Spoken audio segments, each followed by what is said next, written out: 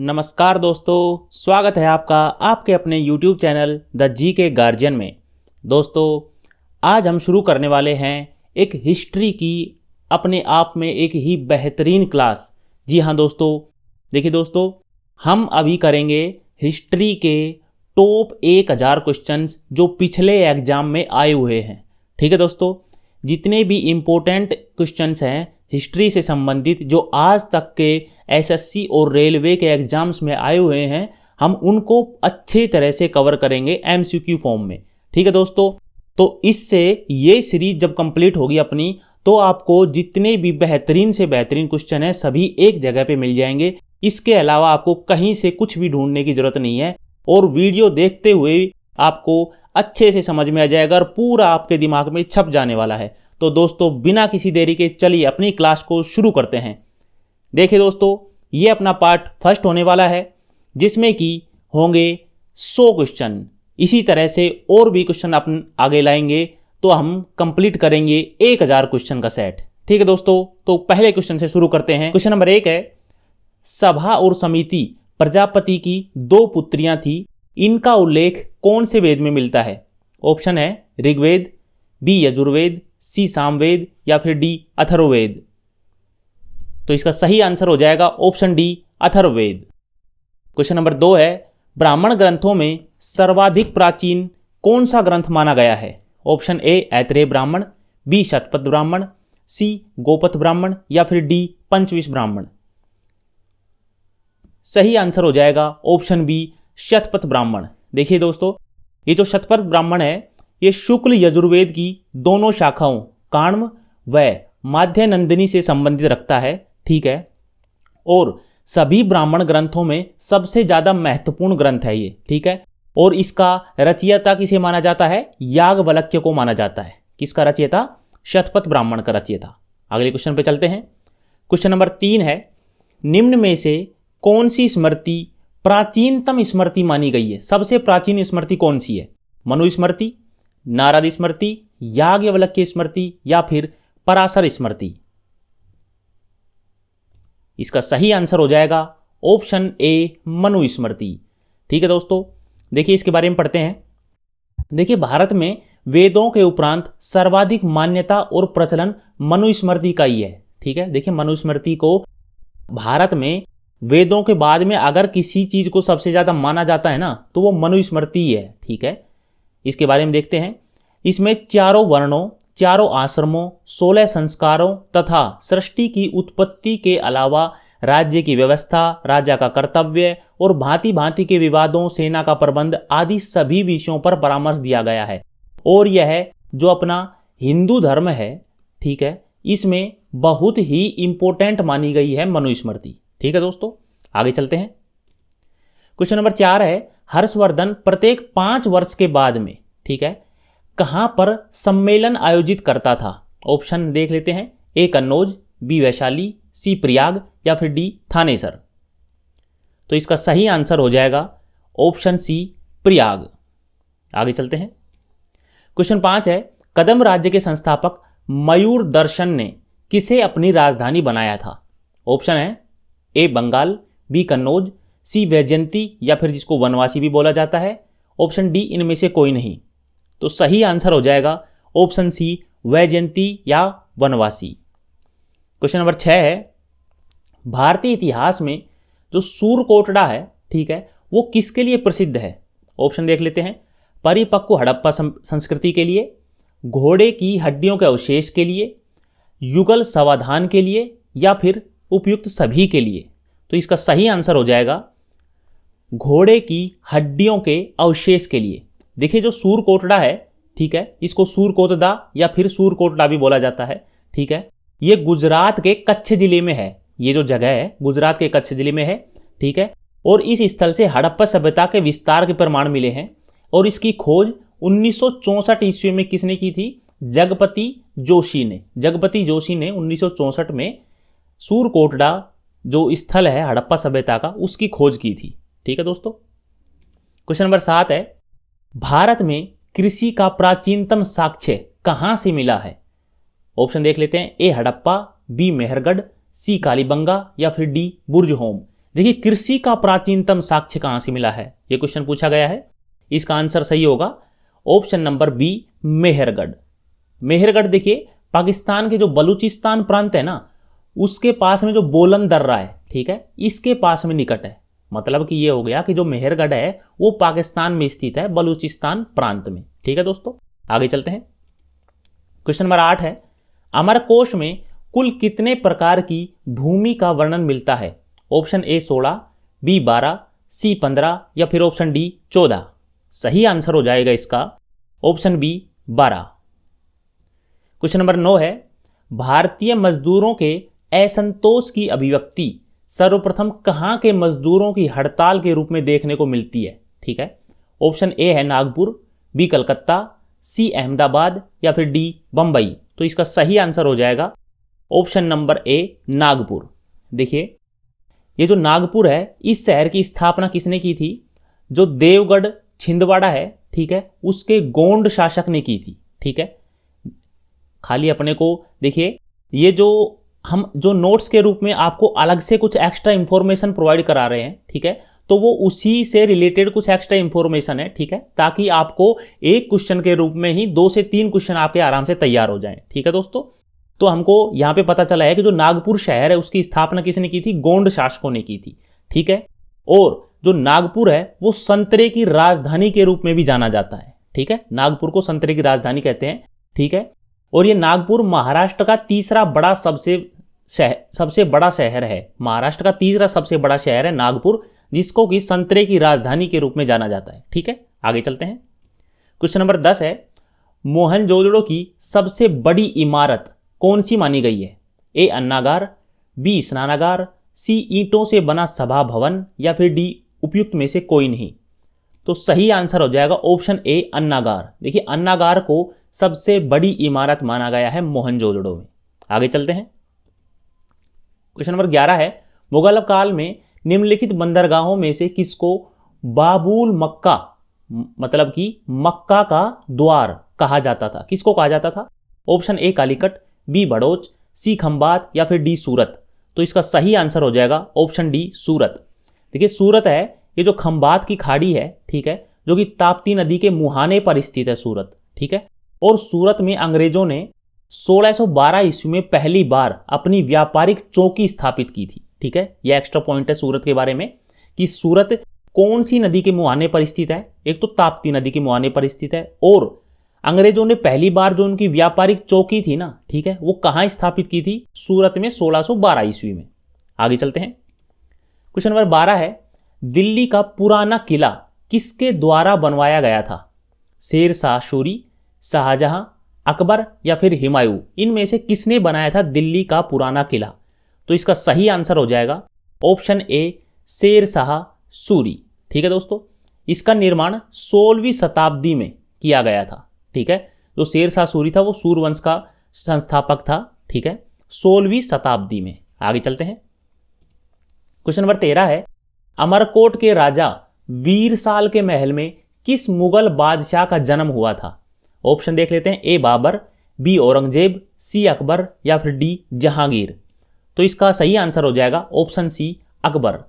देखिए जो इसके बारे में पढ़ते हैं अब अमरकोट के बारे में, ये जो इलाका था ना पहले राजस्थान का अभिन्न अंग था। ठीक है, और आज भी वहां पे जो हिंदू राजपूत हैं वो बसते हैं। ठीक है, रेगिस्तान और सिंध की सीमा होने के कारण अंग्रेजों ने इस इलाके को सिंध के साथ जोड़ दिया था। जो ये अमरकोट का इलाका है, ठीक है, इसको सिंध के साथ जोड़ दिया, और जब विभाजन हुआ तो ये पाकिस्तान का अंग बन गया। ठीक है, ये जो इलाका अभी पाकिस्तान में है। ठीक है, और अकबर की बात की जाए तो अकबर के बचपन का नाम क्या बताया जाता है? बदरुद्दीन। ठीक है, अकबर के बचपन का नाम क्या था? बदरुद्दीन। ठीक है दोस्तों, आगे चलते हैं। क्वेश्चन नंबर 14 है, मुगल दरबार में पर्दा शासन के लिए जिम्मेदार अतका खेल या फिर हरम दल, ठीक है, जो हरम दल था मुगल के दरबार में, उसकी जो सर्व प्रमुख सदस्य कौन थी? ए महामंगा, बी हमीदा बानो, सी मेहरुन्निसा या फिर डी जहां आरा बेगम। तो इसका सही आंसर हो जाएगा ऑप्शन ए महम अंगा। ठीक है, देखिए महम अंगा के बारे में बात करें तो ये अकबर के बचपन में उसकी दूध माता थी। ठीक है, वो एक कटु राजनीतिज्ञ महिला और अदहम खां की मां थी। आप खाली ये याद रखिए कि जो हरम दल है, ठीक है, उसकी प्रमुख किसे माना गया है? हरम दल की प्रमुख महम अंगा को माना गया है। ठीक है, आगे चलते हैं। क्वेश्चन नंबर 15 है, निम्न इतिहासकारों में से किसने अकबर को इस्लाम धर्म का शत्रु बताया है? ठीक है, किसने कहा है अकबर को इस्लाम धर्म का शत्रु? ए अब्बास खान सरवानी, बी बदायूनी, सी अहमद खां, या फिर डी मीर अलाउद्दौला कजवीनी। तो इसका सही आंसर हो जाएगा ऑप्शन बी बदायूनी। देखिए बदायूनी के बारे में अब्द उल कादिर बदायूनी, ठीक है, ये फारसी भाषा का इतिहासकार था, ये इसका पूरा नाम है। ठीक है, और बदायूनी भारत में मुगल कालीन इतिहास के प्रमुख लेखकों में से एक था। ठीक है, ये फारसी भाषा का इतिहासकार था, ये याद रखिएगा आप। ठीक है, और ये मुगल दरबार में प्रमुख लेखक के रूप में कार्य करता था बदायूनी। आगे चलते हैं। क्वेश्चन नंबर 16 है, गुप्त काल का सर्व प्रमुख गणितज्ञ और खगोलविद कौन था? ए वरामिहिर, बी आर्यभट्ट, सी बाणभट्ट, या फिर डी ब्रह्मगुप्त। तो इसका सही आंसर हो जाएगा ऑप्शन बी आर्यभट्ट। ठीक है, देखिए उन्होंने आर्यभट्टीय ग्रंथ की रचना की थी आर्यभट्ट ने। ठीक है, और दशमलव जो प्रणाली है ना उसका विकास किया था आर्यभट्ट ने। ठीक है, और उन्होंने बताया था कि जो पृथ्वी है अपनी धुरी पर घूमती हुई सूर्य के चक्कर लगाती है। ठीक है, और जो सूर्य सिद्धांत है ना, ठीक है, ये भी आर्यभट्ट के द्वारा दिया गया था। ये काफी सारी बातें इंपॉर्टेंट जो आर्यभट्ट के बारे में हमें जाननी है। दशमलव प्रणाली, ठीक है, आर्यभट्टीय नामक ग्रंथ, सूर्य सिद्धांत, ये सभी आर्यभट्ट के द्वारा दिए गए थे। आगे चलते हैं। क्वेश्चन नंबर 17 है, अपने प्रशासन में पश्चिमी प्रक्रियाओं को अपनाने वाला पहला भारतीय शासक कौन था जिसने पश्चिम की प्रक्रियाओं को अपनाया था? Option A Shivaji, B Bajirao प्रथम, सी टीपू सुल्तान, या फिर डी हैदर अली। तो सही आंसर हो जाएगा ऑप्शन सी टीपू सुल्तान। देखिए टीपू सुल्तान जो था वो हैदर अली का पुत्र था। ठीक है, जब उसके पिता की मृत्यु हो जाती है तो उसने मैसूर की सेना की बागडोर संभाली। ठीक है, इसका जन्म देखते हैं तो 20 नवंबर 1750 ईस्वी को देवनहल्ली, ठीक है, जो कि वर्तमान में कर्नाटक के कोलार जिले में है। ठीक है, वहां पे हुआ था और इसे मैसूर का शेर कहा जाता था। किसे? टीपू सुल्तान। ठीक है दोस्तों, आगे चलते हैं। देखिए क्वेश्चन नंबर 18 है, चंदेलों की राजधानी कहां स्थित थी? ए खजुराहो, बी महोबा, सी झांसी, या फिर डी ग्वालियर। तो इसका सही आंसर हो जाएगा ऑप्शन ए खजुराहो। देखिए खजुराहो मध्य प्रदेश के छतरपुर जिले में स्थित छोटा सा कस्बा है। ठीक है, और प्राचीन नाम इसका है खरजुरवाहक। ठीक है, खजुराहो को पहले क्या कहते थे? खरजुरवाहक। ठीक है, 900 से 1150 ईस्वी के बीच में यह चंदेल राजपूतों के राजघराने के संरक्षण में राजधानी और नगर था। ठीक है, आप ये याद रखिए कि एक तो ये एमपी में पड़ता है खजुराहो। ठीक है, और चंदेल जो राजपूत थे उनकी राजधानी था ये। ठीक है, आगे चलते हैं। क्वेश्चन 19 है, दिल्ली सल्तनत के किस सुल्तान ने तुर्कान ए चहलगानी की स्थापना की? ये काफी इंपॉर्टेंट क्वेश्चन है, काफी बार एग्जाम में पूछा गया है। Option A Qutubuddin Aibak, B Iltutmish, C Balban, या फिर डी रजिया सुल्तान। तो इसका सही आंसर हो जाएगा ऑप्शन बी इल्तुतमिश। देखिए इल्तुतमिश एक इल्बरी तुर्क था, ये तुर्क व्यक्ति था। ठीक है, और सिंध के जो खोकर जाट थे उनके विरुद्ध इसने अच्छा कार्य किया था। ठीक है, उनको दबाने का अच्छा कार्य किया था। तो मोहम्मद जो गोरी था ना, ठीक है, उसने इसे अमीरुल उमरा ये उपाधि दी थी। ये जो पद है, ठीक है, अमीरुल उपरा, ठीक है, ये किसने दिया था? मोहम्मद गोरी ने इल्तुतमिश को दिया था। ठीक है दोस्तों, आगे चलते हैं। क्वेश्चन नंबर 20 है, दिल्ली सल्तनत का पहला सुल्तान कौन था जिसने सैनिकों को नगद वेतन देना आरंभ किया था? ठीक है, ये काफी इंपॉर्टेंट क्वेश्चन है ये भी। ऑप्शन देख लेते हैं, ए इल्तुतमिश, बी बलबन, सी अलाउद्दीन खिलजी, या फिर डी मोहम्मद बिन तुगलक। तो इसका सही आंसर हो जाएगा ऑप्शन सी अलाउद्दीन खिलजी। देखिए जो अलाउद्दीन खिलजी है वो खिलजी वंश का संस्थापक जलालुद्दीन खिलजी का भतीजा और दामाद। ठीक है, भतीजा और दामाद दोनों था। ठीक है, उसने एक स्थायी सेना का गठन किया। ठीक है, और घोड़ों को दागने और सैनिकों की जो हुलिया प्रथा लिखने जाने का जो विषय था ना ये बनाया था, मतलब सैनिकों का जो हुलिया था उसको लिखता था ये, और घोड़ों को दागता था, घोड़ों के ऊपर अपनी मोहर लगवाता था। ठीक है, और क्या करता था, स्थायी सेना का गठन करने वाला ये पहला सुल्तान था। कौन? अलाउद्दीन खिलजी। ठीक है, उसने सेना का केंद्रीयकरण किया तथा सैनिकों की सीधी भर्ती और नगद वेतन देने की प्रथा को आरंभ किया। देखिए ये जितने भी पॉइंट हैं ये वेरी वेरी इंपॉर्टेंट है आपके लिए। ठीक है, हम एक ही क्वेश्चन के रूप में कम से कम 3-3 क्वेश्चन करते जा रहे हैं। ठीक है, तो आप इसको, अगर वीडियो आपको थोड़ी भी जैसी स्पीड में दिखाई लग रही है, ठीक है, तो आप इसको जूम करके थोड़ा पोज करके देख सकते हैं। ठीक है, जिससे कि एक साथ 100 क्वेश्चन के साथ में आपके कम से कम 250 से 300 क्वेश्चन बनने वाले हैं। ठीक है दोस्तों, तो खिलजी ने क्या क्या काम किए थे? उसने घोड़ों को दागने की प्रथा, स्थायी सेना का गठन, नगद वेतन देना, ठीक है, सैनिकों की सीधी भर्ती और सैनिकों की हुलिया जो लिखा जाता था ये सभी शुरू किया था अलाउद्दीन खिलजी ने। आगे चलते हैं। देखिए क्वेश्चन नंबर 21 है, टीपू सुल्तान ने अंग्रेजों के साथ युद्ध करते हुए वीरगति कब प्राप्त की? मतलब कब मर गया था Tipu Sultan? Option A 1857, B 1793, सी 1799 या फिर डी 1769। तो सही आंसर हो जाएगा इसका ऑप्शन सी 1799 ईस्वी। आगे चलते हैं। क्वेश्चन 22 है, बुद्ध में वैराग्य की जो भावना थी वो कौन से 4 दृश्यों के कारण बनी? ठीक है, तो कौन कौन से दृश्य थे? ऑप्शन ए बूढ़ा, रोगी, मृतक और सन्यासी, बी अंधा, रोगी, लाश और सन्यासी, सी है लंगड़ा, रोगी, लाश और सन्यासी, या फिर डी है युवा, रोगी, लाश या सन्यासी। ठीक है, देखिए जो बुद्ध भगवान थे उन्होंने कौन से 4 दृश्य देखे थे अपने जीवन में जिसके कारण उनके मन में जो वैराग्य की भावना थी वो उत्पन्न हुई थी? तो इसका सही आंसर हो जाएगा ऑप्शन ए बूढ़ा, रोगी, मृतक और सन्यासी। ठीक है दोस्तों, आगे चलते हैं। क्वेश्चन 23 है, सम्राट अशोक की वह कौन सी पत्नी थी जिसने उसे सबसे ज्यादा प्रभावित किया था? ठीक है, ऑप्शन ए चंडालिका, बी चारुलता, सी गौतमी या फिर डी कारुवाकी। तो सही आंसर हो जाएगा ऑप्शन डी कारुवाकी। क्वेश्चन नंबर 24 है, निम्नलिखित में से सबसे प्राचीन राजवंश कौन सा है? ठीक है, ए मौर्य वंश, बी गुप्त वंश, सी कुषाण वंश या फिर डी कणव वंश।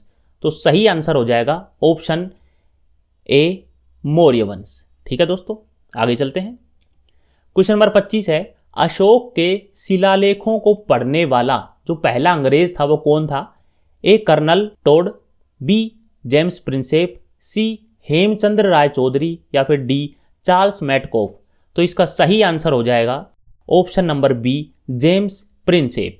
आगे चलते हैं। क्वेश्चन नंबर 26 है, महावीर ने जो जैन संघ था उसकी स्थापना कहां पे की थी? ए कुंडग्राम, बी वैशाली, सी पावापुरी या फिर डी वाराणसी। तो इसका सही आंसर हो जाएगा ऑप्शन सी पावापुरी। क्वेश्चन 27 है, किस विदेशी दूत ने अपने आप को भागवत घोषित किया था? ठीक है, अपने आप को भागवत किसने घोषित किया था? Option A Megasthenes, B Heliodorus, C Plutarch, option D इनमें से कोई नहीं।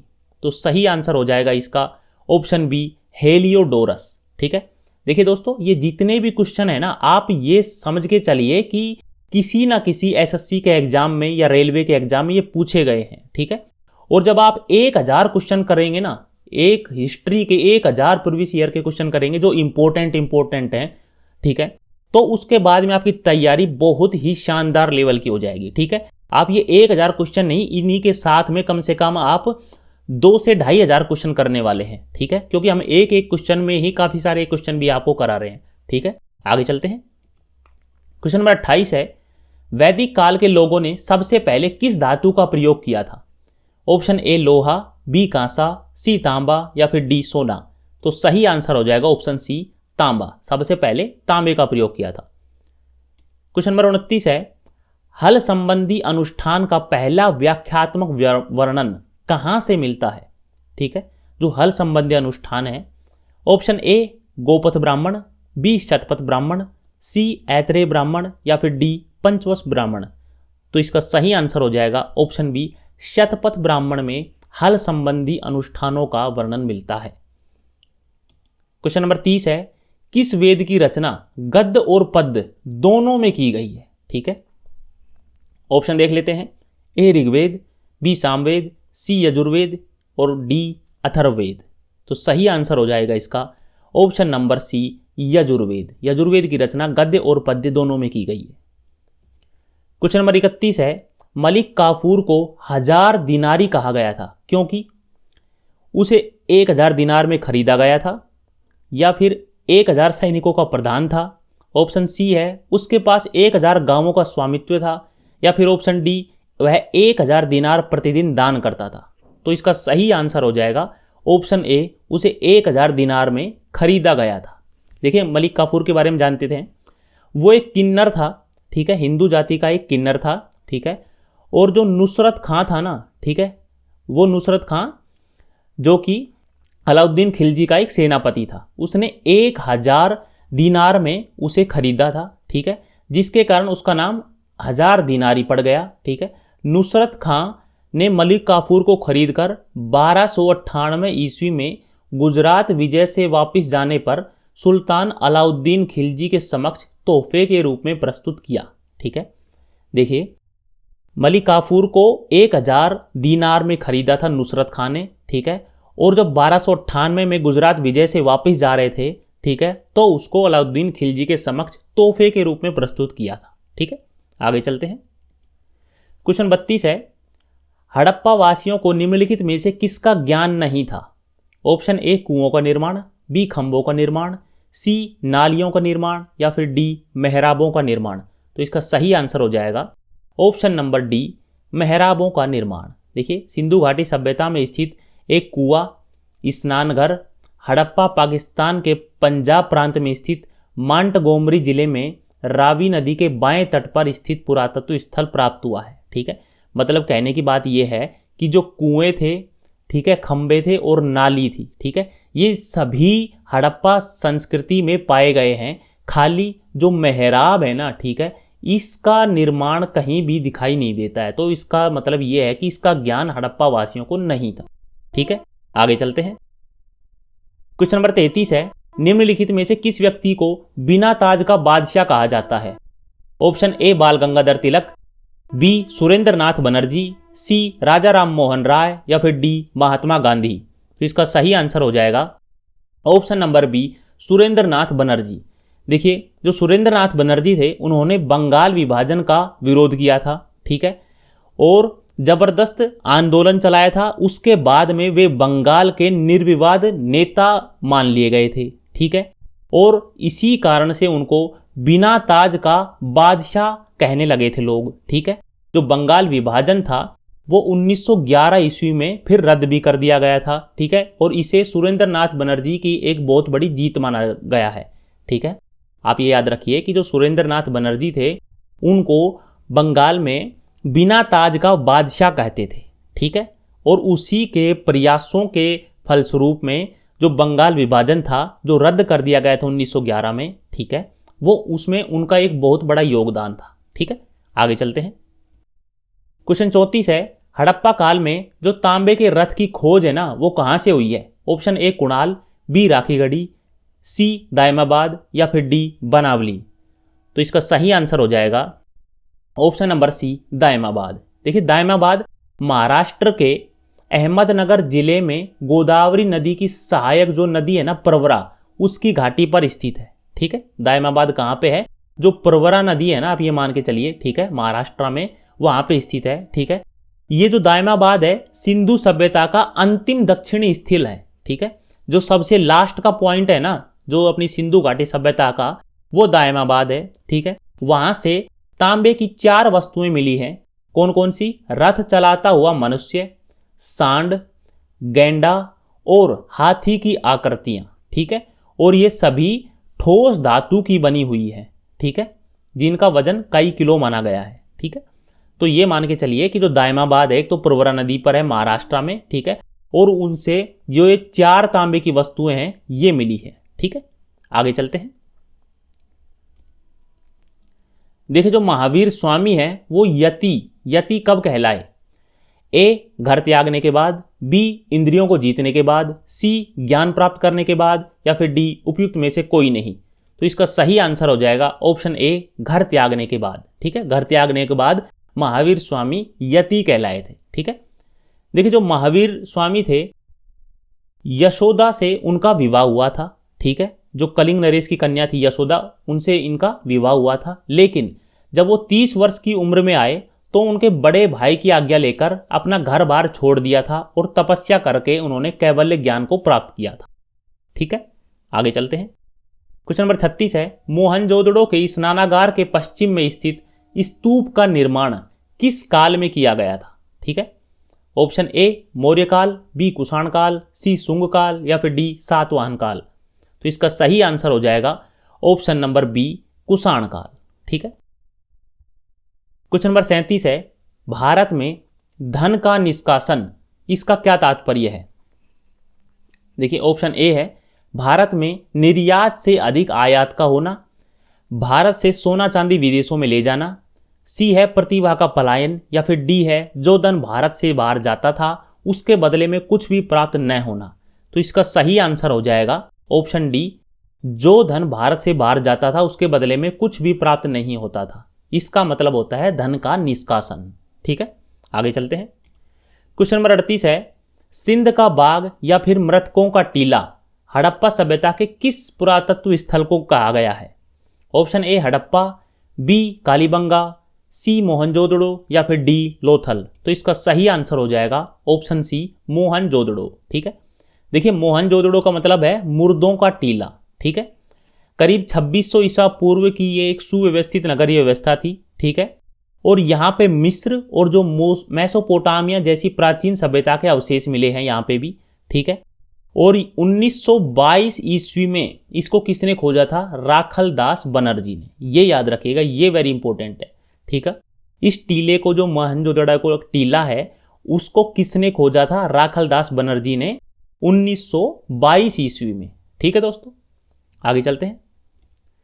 क्वेश्चन 39 है, कांग्रेस की स्थापना ब्रिटिश सरकार की एक पूर्व निश्चित गुप्त योजना के अनुसार की गई। ठीक है, ये कौन सी पुस्तक में लिखा गया है?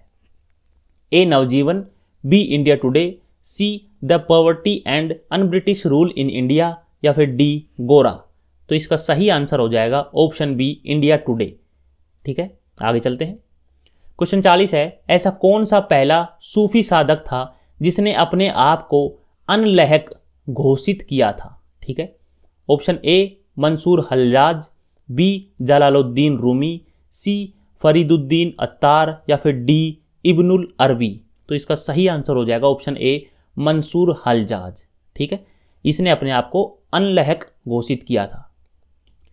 क्वेश्चन 41 है, हिंदुस्तान तलवार के जोर पर जीता गया था, यह कथन किसका है? Option A Lord Auckland, B Lord Elgin द्वितीय, सी लॉर्ड कर्जन, या फिर डी लॉर्ड डलहौजी। तो इसका सही आंसर हो जाएगा ऑप्शन बी लॉर्ड एल्गिन द्वितीय। देखिए लॉर्ड लैंसडाउन के बाद में जनवरी 1894 में जो लॉर्ड एल्गिन द्वितीय था ना, वो भारत का वायसराय बनता है। ठीक है, और उसने कहा था कि जो भारत है उसको तलवार के दम पे जीता गया है और तलवार के दम पर ही इसकी रक्षा की जाएगी। ठीक है, ये जो वाक्य है, ये जो कथन है, किसने दिया था? लॉर्ड एल्गिन द्वितीय ने। ठीक है, जो कि करीब जनवरी 1894 में वायसराय बना था भारत का। क्वेश्चन नंबर 42 है, विष्णु के 10 अवतारों की जानकारी का स्रोत कौन से पुराण में है?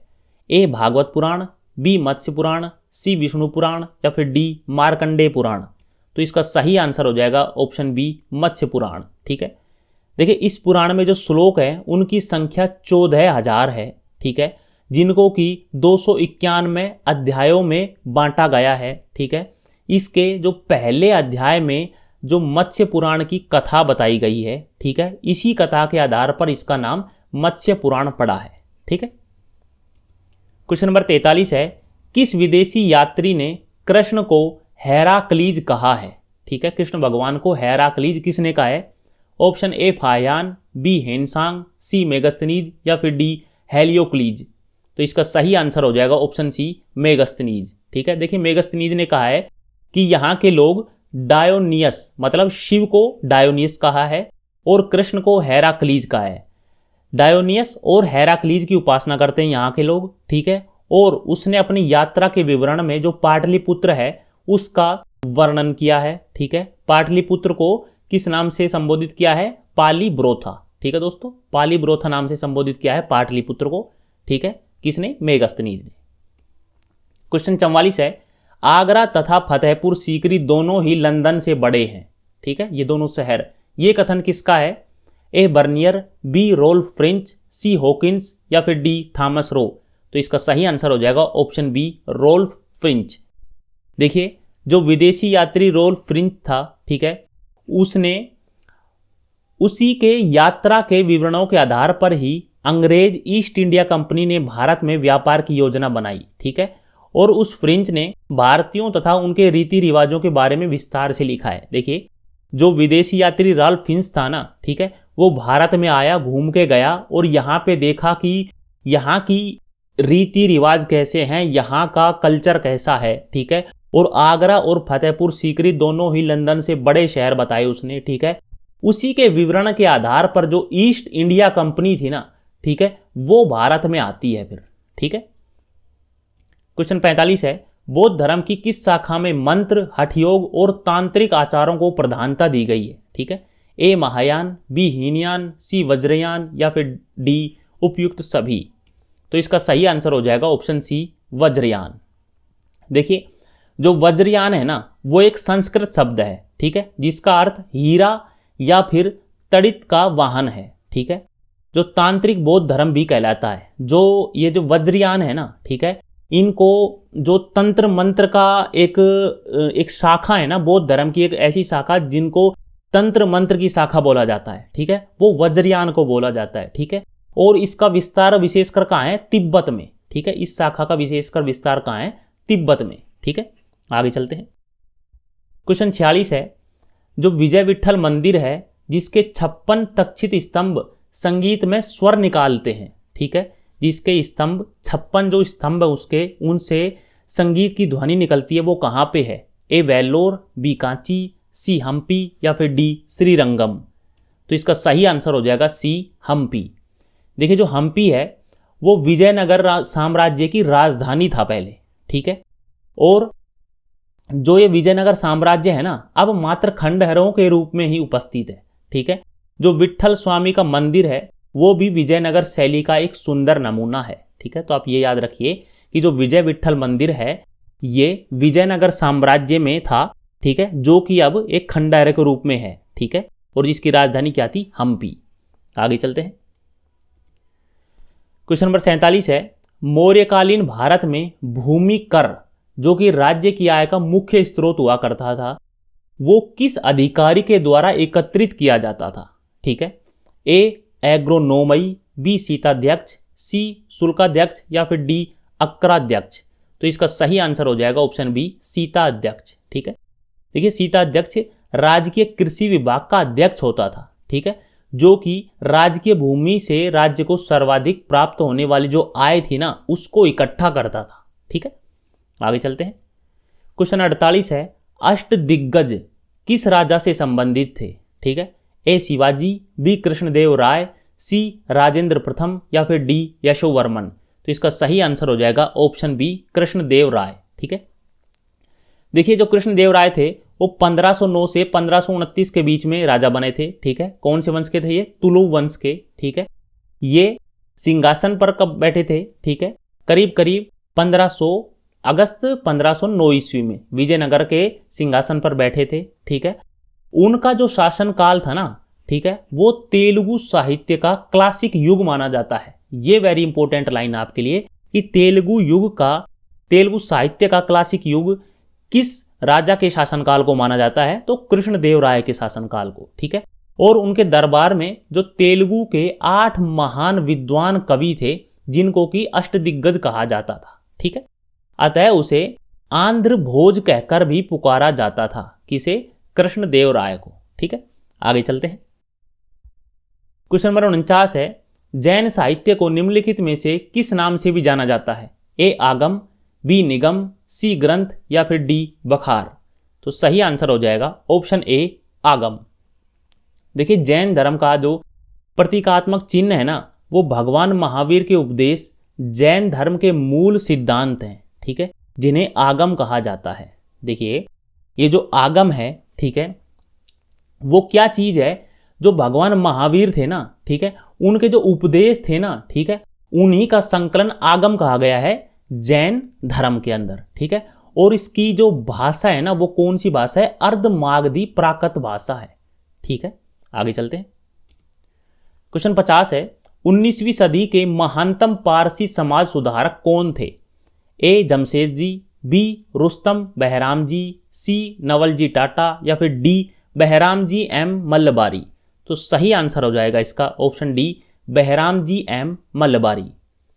क्वेश्चन 51 है, निम्नलिखित में से कौन सा शासक पृथ्वीराज चौहान के नाम से प्रसिद्ध था? ए पृथ्वीराज प्रथम, बी पृथ्वीराज द्वितीय, सी पृथ्वीराज तृतीय या फिर डी इनमें से कोई नहीं। तो इसका सही आंसर हो जाएगा ऑप्शन सी पृथ्वीराज तृतीय, ठीक है। देखिए पृथ्वीराज चौहान का ही नाम है पृथ्वीराज तृतीय, ठीक है। और इसका एक अन्य नाम भी था राय पिथोरा, इनको राय पिथोरा भी कहा जाता था, ठीक है। देखिए पृथ्वीराज जो चौहान थे वो तोमर वंश के राजा अनंगपाल के दोहिते थे, मतलब उनकी बेटी के बेटे थे। कौन? पृथ्वीराज चौहान, ठीक है।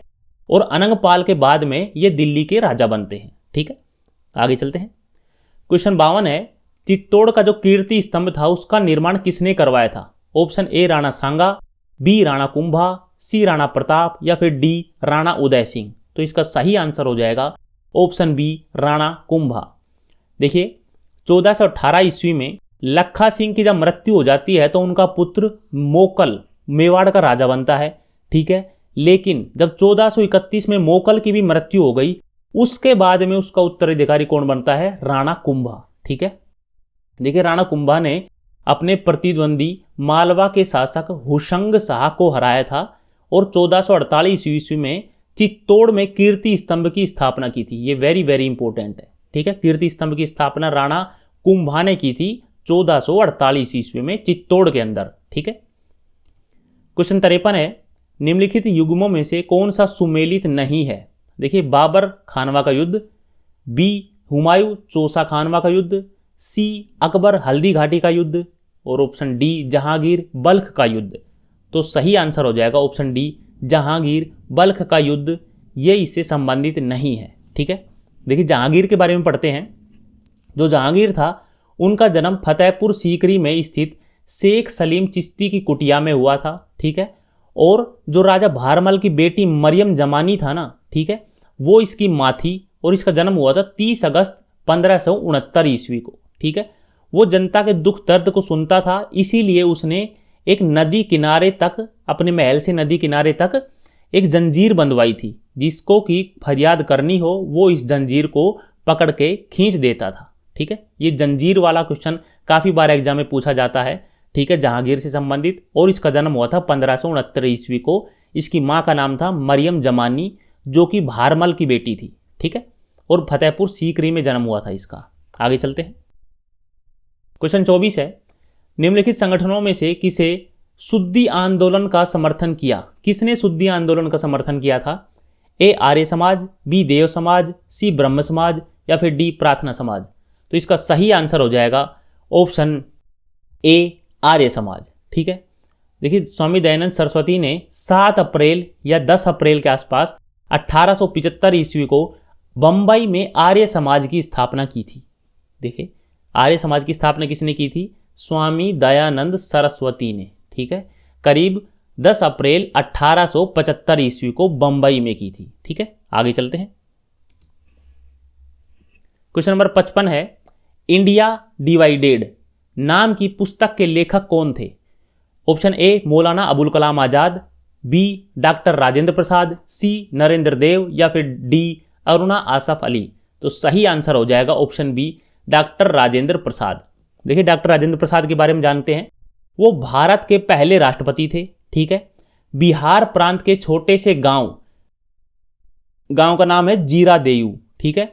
और 3 दिसंबर 1884 को उनका जन्म हुआ था यहां पे, ठीक है। उन्होंने कौन कौन सी किताबें लिखी थी? चंपारण में सत्याग्रह 1922 में, इंडिया डिवाइडेड 1946 में, महात्मा गांधी एंड बिहार और सम रेमिनिंसेज 1949 में। ये इनकी काफी जो प्रसिद्ध पुस्तकें थी वो थी, ठीक है। और जब 1962 में उन्होंने अपना पद त्याग दिया, मतलब अपना जो पद था वो राष्ट्रपति का जब वो छोड़ दिया था, उसके बाद में इनको भारत रत्न की उपाधि भी मिली थी 1962 में। क्वेश्चन 56 है, प्रसिद्ध विद्वान अश्वघोष किसके शासनकाल में हुआ था? ए अशोक, बी हर्षवर्धन, सी कनिष्क या फिर डी पुष्यमित्र शुंग। तो सही आंसर हो जाएगा ऑप्शन सी कनिष्का। देखिए कनिष्क के बारे में पढ़ते हैं। देखिए कनिष्क के राज्यारोहण के समय कुषाण साम्राज्य में अफगानिस्तान था, सिंध था, ठीक है, और बैक्ट्रिया तथा पर्थिया के प्रदेश भी सम्मिलित थे, ठीक है। कनिष्क ने भारत में अपना राज्य मगध तक विस्तृत कर दिया था, ठीक है, और वहां से वह प्रसिद्ध विद्वान अश्वघोष को अपनी राजधानी पुरुषपुर ले आया था, ठीक है। कौन ले आया था? कनिष्क। किसको? अश्वघोष को अपनी राजधानी पुरुषपुर में ले आया था, ठीक है। और कश्मीर को अपने राज्य में मिला के कनिष्क ने वहां पे एक नगर बसाया था, ठीक है, और उसका नाम क्या दिया था उसने? कनिष्कपुर नगर दिया था, ठीक है। कश्मीर में जो एक नगर बसाया था कनिष्क ने, उसका नाम दिया था कनिष्कपुर, ठीक है। आगे चलते हैं। क्वेश्चन 57 है, कुषाण वंश के वृक्ष का पता चलता है, मतलब जो कुषाण वंश कहां से शुरू हुआ था, कैसे शुरू हुआ था, उसके बारे में जानकारी कौन से अभिलेख से मिलती है हमको? ए राबटक अभिलेख, बी रोसेटा अभिलेख, सी हाथी गुम्फा अभिलेख या फिर डी शोडास अभिलेख। तो सही आंसर हो जाएगा ऑप्शन ए राबटक अभिलेख। क्वेश्चन 58 है, मिलिंद किस हिंदू यूनानी शासक को कहा जाता है? ऑप्शन ए मेरेकस, बी मिनांडर, सी डेमिट्रियस या फिर डी महापदम नंद। तो इसका सही आंसर हो जाएगा ऑप्शन बी मिनांडर को हिंद यूनानी राजा कहा जाता है, ठीक है। सॉरी, हिंद यूनानी शासक जो मिनांडर था उसको मिलिंद भी कहा जाता है, ठीक है। देखिए जो मिलिंद था उसने पंजाब के ऊपर लगभग 160 ईसा पूर्व से 140 ईसा पूर्व तक राज्य किया था, ठीक है। और उसके अन्य नाम कौन कौन से हैं? मनेंदर, मीनेंडर, मीनांडर। ये इन नामों से भी मीनांडर को या फिर मिलिंद को जाना जाता है, ठीक है। क्वेश्चन 59 है, शेर शाह के बाद अकबर से पहले दिल्ली पर राज करने वाला हिंदू राजा कौन था? देखिए अकबर से तो पहले और शेर शाह सूरी के बाद में किस हिंदू राजा ने दिल्ली के ऊपर राज किया था? Option A Prithviraj, B Hemu, C Bhoj या फिर डी पुष्यमित्रा। तो सही आंसर हो जाएगा ऑप्शन बी हेमू, ठीक है। देखिए हेमू भारत का अंतिम हिंदू राजा माना जाता है, ठीक है। मध्यकालीन भारत का नेपोलियन भी कहा जाता है हेमू को, ठीक है। देखिए हेमू को बारे में बताया गया है कि वो एक पहले साधारण व्यापारी था, ठीक है, उससे वो प्रधानमंत्री बनता है, फिर सेना अध्यक्ष बनता है, ठीक है, और उसके बाद में दिल्ली की गद्दी तक पहुंचता है। 7 अक्टूबर 1556 ईस्वी में हेमू ने तर्दी बेग खान को हरा के दिल्ली के ऊपर विजय हासिल की थी, ठीक है, और यहीं पे हेमू का राज्याभिषेक हुआ था और उसने विक्रमादित्य की उपाधि धारण की थी। मतलब आप ये कह सकते हैं कि विक्रमादित्य की उपाधि धारण करने वाला अंतिम हिंदू शासक कौन था? तो हेमू था, ठीक है। आगे चलते हैं। क्वेश्चन 60 है, आर्य शब्द का शाब्दिक अर्थ क्या है? जो आर्य शब्द है ना उसका मतलब क्या होता है?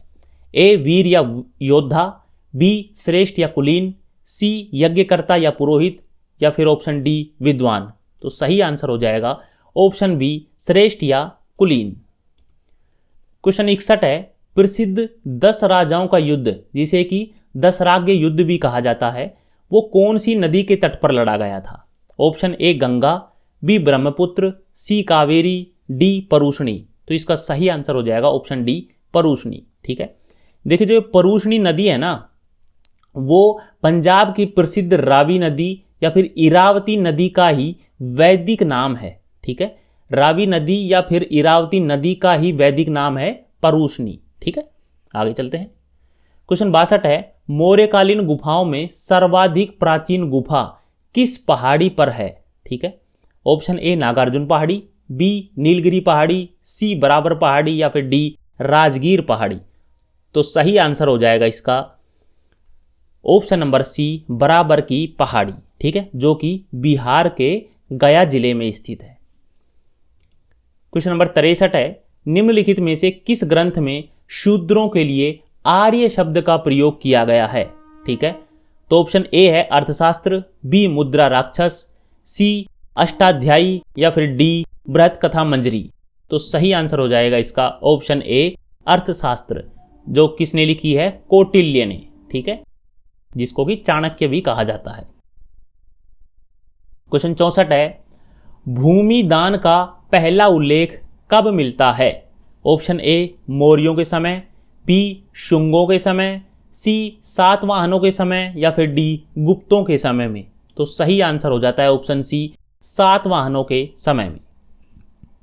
देखिए, सातवाहनों का जो पहला राजा था वो सिमुक को माना गया है। ठीक है, जिसने 210 ईसा पूर्व के आसपास में अपने राज्य की नींव रखी थी। ठीक है, क्वेश्चन 65 है, वशिष्ठी पुत्र पुलवामी ने दूसरी सदी के मध्य में सातवाहन राज्य की राजधानी किसे बनाया था? ऑप्शन ए औरंगाबाद, बी प्रतिष्ठान, सी मदुरा या फिर डी उपयुक्त में से कोई नहीं। तो सही आंसर हो जाएगा इसका ऑप्शन नंबर बी प्रतिष्ठान, या इसको पैठन भी कहा जाता है। प्रतिष्ठान या पैठन। ठीक है, क्वेश्चन 66 है, वैदिक नदी कुंभा, जिसको कि काबुल नदी कहा जाता है, ठीक है, उसका स्थान कहां निर्धारित था पहले के टाइम पे? ठीक है, ए अफगानिस्तान में, बी चीनी तुर्किस्तान में, सी कश्मीर में या फिर डी पंजाब में। तो सही आंसर हो जाएगा ऑप्शन ए अफगानिस्तान में बहती थी ये नदी। क्वेश्चन नंबर 67 है, भारत में किस स्थल की खुदाई से लौह धातु के प्रचलन के प्राचीनतम प्रमाण मिले हैं? लोहे की धातु के प्रमाण हमको कहां से मिले हैं? ए तक्षशिला, बी अतरंजी खेड़ा, सी कौशाम्बी या फिर डी हस्तिनापुर। तो सही आंसर हो जाएगा इसका ऑप्शन बी अतरंजी खेड़ा। ठीक है, और ये कहां पे है? उत्तर प्रदेश के एटा जिले के अंतर्गत गंगा की जो सहायक नदी है ना, काली नदी, ठीक है, उसके तट पर स्थित है यह स्थल। ठीक है, और इसकी खोज किसने की थी? 1961-62 में कनिंघम के द्वारा इसकी खोज की गई थी। ठीक है, क्वेश्चन 68 है, निम्नलिखित में से कर्म का सिद्धांत किससे संबंधित है? ठीक है, ए न्याय से, बी मीमांसा से, सी वेदांत से या फिर डी वैशेषिक से। तो इसका सही आंसर हो जाएगा ऑप्शन बी मीमांसा से। ठीक है, देखिए मीमांसा शब्द का अर्थ किसी वस्तु के स्वरूप का यथार्थ वर्णन करना होता है। ठीक है, कोई वस्तु के स्वरूप का यथार्थ रूप से वर्णन करना, इसी को मीमांसा कहा जाता है। क्वेश्चन 69 है, चरक संहिता नामक पुस्तक कौन सी विषय से संबंधित है? ए अर्थशास्त्र, बी राजनीति, सी चिकित्सा या फिर डी धर्म। तो सही आंसर हो जाएगा ऑप्शन सी चिकित्सा। क्वेश्चन 70 है, यज्ञ संबंधी विधि विधानों का पता कौन से वेद से चलता है? ए ऋग्वेद से, बी सामवेद से, सी ब्राह्मण ग्रंथों से या फिर डी यजुर्वेद से। तो सही आंसर हो जाएगा ऑप्शन डी यजुर्वेद से। ठीक है, देखिए यजुर्वेद को कर्मकांड ग्रंथ भी कहा जाता है। ठीक है, और इसकी रचना कुरुक्षेत्र में हुई मानी गई है। कहां पे? कुरुक्षेत्र में। ठीक है, जो यजुर्वेद में मंत्रों का उच्चारण करता है उसको अथर्वव्यू कहा गया है। अथर्वव्यू कहा गया है जो मंत्रों का उच्चारण करता है। ठीक है, देखिए यजुर्वेद कर्मकांड का प्रधान ग्रंथ है। ठीक है, और इसमें यज्ञों हवनों के जो नियम और विधान है वो बताए गए हैं। ठीक है, क्वेश्चन 71 है, झेलम नदी के किनारे जो वितस्ता का युद्ध लड़ा गया था किन किन शासकों के बीच में हुआ था? ए चंद्रगुप्त मौर्य और सैल्यूकस के मध्य, बी धनानंद व चंद्रगुप्त मौर्य के मध्य, सी पुरु या फिर पोरस और सिकंदर के मध्य, या ऑप्शन डी सिकंदर और आम्भी के मध्य। तो सही आंसर हो जाएगा ऑप्शन सी पोरस और सिकंदर के मध्य, जिसमें पोरस ये युद्ध हार गया था। ठीक है, क्वेश्चन नंबर 72 है, मेहरौली का स्तंभ लेख कौन से शासक से संबंधित है? ऑप्शन ए चंद्रगुप्त द्वितीय, बी चंद्रगुप्त मौर्य, सी अशोक या फिर डी समुद्रगुप्त। तो इसका सही आंसर है ऑप्शन ए चंद्रगुप्त द्वितीय। ठीक है, देखिए इसका शासनकाल 380 ईस्वी से 413 ईस्वी के मध्य में माना जाता है। ठीक है, और इसने कौन कौन सी उपाधियां धारण की थी ये काफी इंपॉर्टेंट है। देखिए इसने देव, देवगुप्त, देवराज, देवश्री, श्री विक्रम, विक्रमादित्य, परम भागवत, नरेंद्र चंद्र, सिंह विक्रम, अजीत विक्रम, ये सभी उपाधियां धारण की थी। ठीक है, और इसने जो अपनी पुत्री प्रभावती था, ठीक है, जो इसकी पुत्री प्रभावती थी, ठीक है, उसका विवाह किससे किया था? वाकाटक नरेश रुद्रसेन से किया था। ठीक है, जो चंद्रगुप्त द्वितीय ने कौन कौन सी उपाधियां धारण की थी वो सभी आपको याद रखनी है, काफी इंपॉर्टेंट सवाल है। ठीक है, और इन्हीं में भी अगर सबसे इंपॉर्टेंट उपाधि की बात करें तो एक देवश्री हो गई, ठीक है, श्री विक्रम हो गई, ठीक है, और परम भागवत, ये तीनों सबसे इंपॉर्टेंट है। ठीक है, आगे चलते हैं। क्वेश्चन नंबर 73 है, गुप्त काल के किस शासक को कविराज कहा गया है? ए श्रीगुप्त, बी चंद्रगुप्त द्वितीय, सी समुद्रगुप्त, या फिर डी स्कंदगुप्त। तो सही आंसर हो जाएगा ऑप्शन सी समुद्रगुप्त। ठीक है, देखिए हरिसेन समुद्रगुप्त का दरबारी कवि था, ये याद रखिएगा आप। ठीक है, आगे चलते हैं। क्वेश्चन नंबर 74 है, चंद्रगुप्त द्वितीय ने कब विक्रमादित्य की उपाधि धारण की? ठीक है, ए शकों का उन्मूलन करने के बाद, बी गुप्त सिंहासन पर बैठने के बाद, सी चांदी का सिक्का जारी करने के बाद, या फिर डी उपयुक्त सभी। तो इसका सही आंसर हो जाएगा ऑप्शन ए शकों को हराने के बाद में। ठीक है, शकों का उन्मूलन करने के बाद। देखिए गुजरात और काठियावाड़ के शकों का उन्मूलन जब इसने कर दिया था, ठीक है, तो उनके राज्य को गुप्त साम्राज्य के अंतर्गत कर लेना चंद्रगुप्त द्वितीय के शासनकाल की सबसे महत्वपूर्ण घटना थी।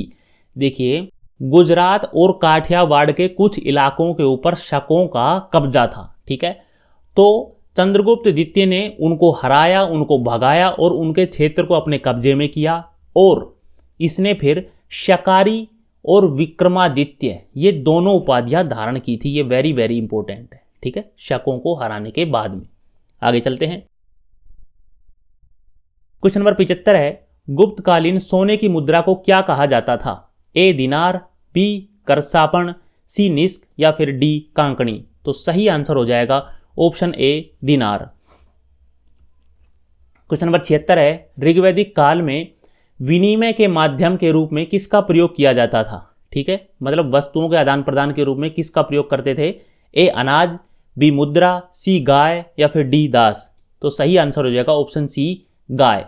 देखिए गाय तथा उसमें वास करने वाले देवता, हिंदू धर्म में गाय की पूजा का मूल आरंभिक वैदिक काल में खोजा जा सकता है। मतलब कुल मिला के बात यह है कि जो गाय है वो हिंदू धर्म में काफी पवित्र मानी गई है। ठीक है, और उस समय में ऋग्वैदिक काल में गाय को एक विनिमय की वस्तु के रूप में प्रयोग में किया जाता था। ठीक है, क्वेश्चन 77 है, ऋग्वेद में उल्लेखित करीब 25 नदियों में से सबसे महत्वपूर्ण नदी कौन सी थी?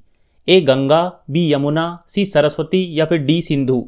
तो सही आंसर हो जाएगा ऑप्शन सी सरस्वती। ठीक है, देखिए ऋग्वेद में भी बताया गया है कि हजारों साल पहले सतलुज, जो कि सिंधु नदी की सहायक नदी है, और यमुना, उन दोनों के बीच में, सतलुज और यमुना के बीच में एक विशाल नदी थी। ठीक है, जो कि हिमालय से लेकर अरब सागर तक बहती थी। ठीक है, और आज भूगर्भीय बदलाव के कारण यह नदी सूख गई है। ठीक है, उस सभ्यता में सरस्वती ही सबसे बड़ी नदी और मुख्य नदी थी, गंगा नहीं।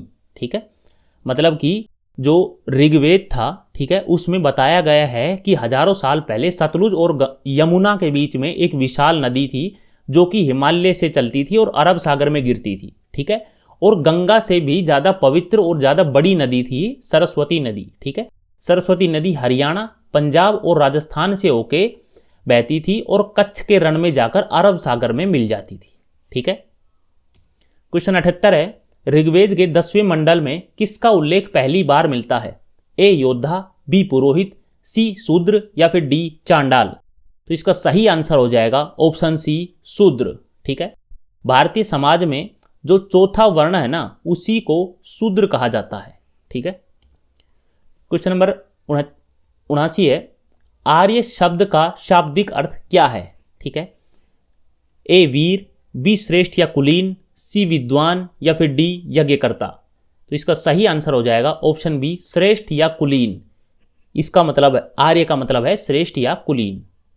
क्वेश्चन नंबर 80 है, बोध गया में स्थित वह बोधि वृक्ष जिसके नीचे बुद्ध को ज्ञान की प्राप्ति हुई थी, कौन से शासक के द्वारा कटवा दिया गया था? Option A Pushyamitra Shunga, B हूण राजा मिहिरकुल, सी गोड़ के राजा शशांक या फिर डी महमूद गजनवी। तो इसका सही आंसर हो जाएगा ऑप्शन सी, गोड़ का राजा शशांक। ठीक है, देखिए जो बंगाल के यशस्वी शासक थे ना, उनमें शशांक को काफी मतलब एक इंपॉर्टेंट राजा माना जाता है। ठीक है, उसने बंगाल प्रदेश की सीमाओं के बाहर भी अपने राज्य का विस्तार किया। ठीक है, उसका वंश अज्ञात माना गया है। ठीक है, जिसकी उत्पत्ति चाहे जिस भी वंश में हुई हो, लेकिन इतना पक्का है कि वो राजा कब बन गया था, 606 ईस्वी से पहले ही वो गोड़ अथवा बंगाल का राजा बन गया था। ठीक है, देखिए उसका वंश ज्ञात नहीं है शशांक का, लेकिन वो बंगाल का काफी इंपॉर्टेंट पावरफुल राजा माना गया है, और जिसके बारे में ये पक्की बात है कि 606 ईस्वी के पहले ही वो राजा बन गया था बंगाल का। ठीक है, और उसके जो सिक्के थे ना, ठीक है, उसके सिक्कों से स्पष्ट है कि वो भगवान शिव का उपासक था। ये बात पता चलती है उसके सिक्कों से। क्वेश्चन 81 है, आर्यों के मूल निवास स्थान के बारे में सर्वाधिक मान्य मत कौन सा है? ए दक्षिणी रूस, बी मध्य एशिया में बैक्ट्रिया, सी भारत में सप्त सैंधव प्रदेश या फिर डी मध्य एशिया का पामीर क्षेत्र। तो सही आंसर हो जाएगा ऑप्शन बी, मध्य एशिया में बैक्ट्रिया। ठीक है, देखिए जो काकेशस पर्वत है और यूराल पर्वत है, ठीक है, वो एशिया को यूरोप से अलग करते हैं। ठीक है, और एशिया और यूरोप को मिलाकर यूरेशिया भी कहा जाता है, ये याद रखिएगा। ठीक है, क्वेश्चन नंबर 82 है, भागवत धर्म का प्रधान ग्रंथ कौन सा था? ठीक है, ए श्रीमद् भगवत गीता, बी रामायण, सी महाभारत या फिर डी उपयुक्त सभी। तो इसका सही आंसर हो जाएगा ऑप्शन ए, श्रीमद् भगवत गीता भागवत धर्म का सबसे प्रधान ग्रंथ है। ठीक है, क्वेश्चन नंबर 83 है, जैन धर्म के विषय में कौन सा कथन सत्य नहीं है? ए जैन धर्म में देवताओं का अस्तित्व स्वीकार किया गया है, बी वर्ण व्यवस्था की निंदा की गई है, सी पूर्व जन्म में अर्जित पुण्य और पाप के आधार पर मनुष्य का जन्म उच्च या निम्न कुल में होता है, या फिर डी जैन धर्म में अपने को स्पष्टतः ब्राह्मण धर्म से अलग नहीं किया गया है। तो इसका सही आंसर हो जाएगा ऑप्शन डी, ऑप्शन बी, वर्ण व्यवस्था की निंदा की गई है। ठीक है, ये कथन सत्य नहीं है, मतलब कि वर्ण व्यवस्था की निंदा जैन धर्म में नहीं की गई है। ठीक है, आगे चलते हैं। क्वेश्चन नंबर 84 है, बाल गंगाधर तिलक को आधुनिक भारत का निर्माता किसने कहा? आधुनिक भारत का निर्माता बाल गंगाधर तिलक को किसके द्वारा कहा गया? Option A Subhash Chandra Bose, B Jawaharlal Nehru, C Mahatma Gandhi या फिर डी सरदार पटेल। तो सही आंसर हो जाएगा ऑप्शन सी, महात्मा गांधी। ठीक है, देखिए बाल गंगाधर तिलक को श्रद्धांजलि देते हुए महात्मा गांधी ने उन्हें आधुनिक भारत का निर्माता और नेहरू ने उन्हें भारतीय क्रांति का जनक, ये दोनों ने ये उपाधियां दी थी। ठीक है, क्वेश्चन नंबर 85 है, सुभाष चंद्र बोस से पूर्व आजाद हिंद फौज का कमांडर कौन था? Option A Giani Pritam Singh, B captain Mohan Singh, C major Fujihara या फिर डी कैप्टन सूरजमल। तो इसका सही आंसर हो जाएगा option B, captain Mohan Singh. देखिए इन्होंने आजाद हिंद फौज की स्थापना 15 दिसंबर 1941 में की थी, किन्होंने? कैप्टन मोहन सिंह ने। ठीक है, और बाद में इस फौज का जो नेतृत्व है सुभाष चंद्र बोस को 21 अक्टूबर 1943 ईस्वी को सौंप दिया गया था। ठीक है, इस फौज के तिरंगे झंडे के बीच में दहाड़ते हुए शेर का चित्र बनाया गया था, जो कि फौज की वीरता का प्रतीक था। ठीक है, क्वेश्चन 86 है, हैदराबाद नगर की स्थापना किसने की थी? ए इब्राहिम कुतुब शाह, बी मोहम्मद कुली कुतुब शाह, सी मोहम्मद कुतुब शाह या फिर डी जमशेद कुतुब शाह। तो इसका सही आंसर हो जाएगा ऑप्शन बी, मोहम्मद कुली कुतुब शाह। ठीक है, ये इनका शासनकाल देखते हैं 1580 से 1612 ईस्वी, ठीक है। और गोलकुंडा के कुतुबशाही वंश के ये 5वें सुल्तान थे, ठीक है। इनका जन्म हुआ था 1565 ईस्वी में और मृत्यु 1612 ईस्वी में हुई थी, ठीक है। क्वेश्चन 87 है, जैन तीर्थंकर पार्श्वनाथ के द्वारा प्रतिपादित 4 महाव्रतों में से महावीर स्वामी ने 5वां व्रत कौन सा जोड़ा था, ठीक है। ए अहिंसा, बी अस्तेय, सी अपरिग्रह या फिर डी ब्रह्मचर्य। तो सही आंसर हो जाएगा ऑप्शन डी ब्रह्मचर्य। देखिए ब्रह्मचर्य का मूल अर्थ है ब्रह्म, जिसका मतलब है कि वेद अथवा ज्ञान की प्राप्ति करने का आचरण, ठीक है। इसका जो प्रयोग है वो विद्यार्थी जीवन के अर्थ में होता है, ठीक है। आर्य जीवन के जो 4 आश्रमों में से पहला ब्रह्मचर्य है, ठीक है, जो विद्यार्थी जीवन की अवस्था का घोतक है, ठीक है। और ये ब्रह्मचर्य किसने जोड़ा था? महावीर स्वामी ने। और क्वेश्चन नंबर 88 है, ऋग्वैदिक आर्यों की भाषा क्या थी? ऑप्शन ए द्रविड़, बी प्राकृत, सी संस्कृत या फिर डी पाली। तो सही आंसर हो जाएगा ऑप्शन सी संस्कृत भाषा, ठीक है।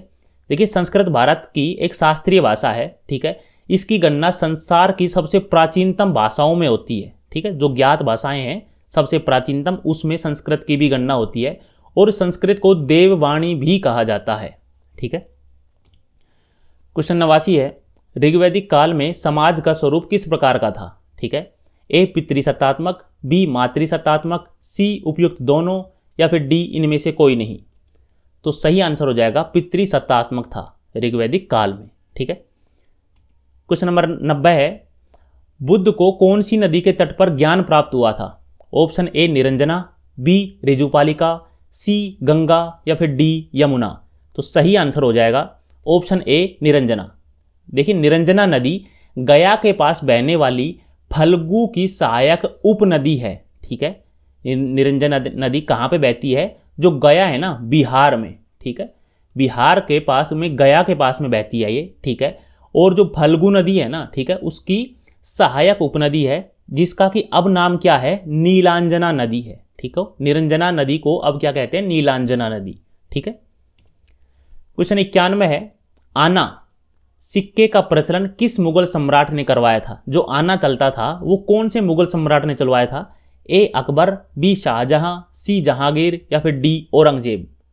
तो सही आंसर हो जाएगा ऑप्शन सी जहांगीर, ठीक है। देखिए जहांगीर का जन्म 30 अगस्त 1569 को फतेहपुर सीकरी में हुआ था, ठीक है, ये याद रखिएगा। क्वेश्चन नंबर 92 है, वैष्णव मत किन शासकों के संरक्षण में अपने चरमोत्कर्ष पर पहुंचा था? ठीक है, option A Maurya, B Kushan, C Sunga या फिर डी गुप्त। तो इसका सही आंसर हो जाएगा ऑप्शन डी गुप्त, ठीक है। देखिए गुप्त साम्राज्य को ब्राह्मण धर्म व हिंदू धर्म का पुनरुत्थान का समय माना जाता है, ठीक है। कौन से साम्राज्य को? गुप्त साम्राज्य को। क्वेश्चन नंबर 93 है, जैन परंपरा के अनुसार जैन धर्म में कुल कितने तीर्थंकर हुए हैं? ऑप्शन ए 25, बी 20, सी 24 या फिर डी 23। तो सही आंसर हो जाएगा ऑप्शन सी 24, ठीक है। देखिए जैन उन्हें कहते हैं जो जिन के अनुयायी हो, ठीक है। और जिन का मतलब होता है जिन मानने जीतने वाला, जिन्होंने अपने मन को जीत लिया है, ठीक है, अपनी वाणी को जीत लिया हो और अपनी काया को जीत लिया हो, वो जिन कहलाते हैं, ठीक है। जैन धर्म अर्थात जिन भगवान का धर्म, ठीक है। देखिए जो जैन है, ठीक है, जैन किन्हें कहते हैं? जो जिन के अनुयायी हो, ठीक है। और जिन किसे कहा गया है? जो अपने मन को जीत ले, अपनी वाणी को और अपनी काया को जीत ले, ठीक है। ये जैन धर्म से संबंधित है, ठीक है। क्वेश्चन नंबर 94 है, किस मुगल बादशाह ने राजा राम मोहन राय को दूत बना के लंदन भेजा था? ठीक है, ऑप्शन ए आलमगीर द्वितीय, बी शाह आलम द्वितीय, सी अकबर द्वितीय या फिर डी बहादुर शाह द्वितीय। तो इसका सही आंसर हो जाएगा ऑप्शन सी अकबर द्वितीय, ठीक है। देखिए अकबर द्वितीय मुगल वंश का 18वां बादशाह था, ठीक है। ये शाह आलम द्वितीय का पुत्र था और कब से कब तक राज किया इसने? 1806 से 1837 ईस्वी तक राज किया था, ठीक है।